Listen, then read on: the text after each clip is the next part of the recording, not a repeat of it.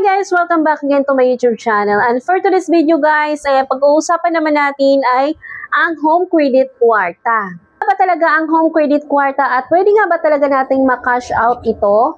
Malalaman natin yan mamaya. Pero bago dyan guys, gusto ko pang sabihin sa inyo na ako nga pala ay isang trader at nagko-convert kami ng GGives, home credit kwarta, Atomy at credit card limit. At i-message nyo lang po ako sa aking Facebook account na nakapin sa ibaba.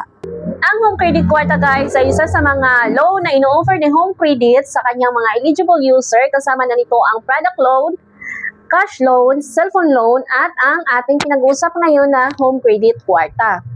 Pero itong home credit kwarta guys ay parang kagaya nga lang din ito ng GGives sa GCash na pwede mo lang itong ipang shop online, buy load or pangbayad ng bills o pwede mo itong ipang grocery.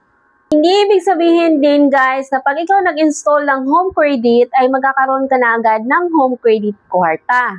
First talagang ino-offer ng home credit ay ang kanyang product loan or cash loan or ang kanyang cellphone loan.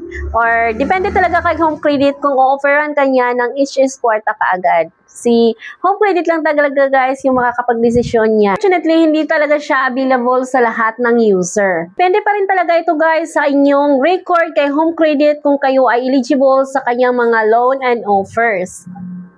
Pero ito na nga ang tanong, pwede nga bang i-convert ang inyong each is kwarta into cash? Ano pa rin naman, you can transfer it to your Lazada wallet, then Lazada wallet via ShareIt. Tapos pwede mo na siyang i-cash out through GCash.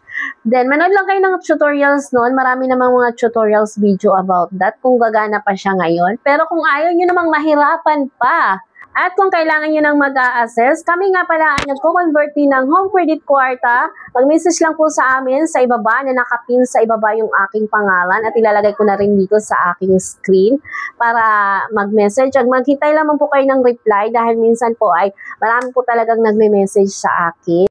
At yun naman guys for today's video at sana ay may natutunan kayo sa video na to. Please do like and subscribe to my channel para updated kayo sa aking mga video. Maraming salamat! Bye!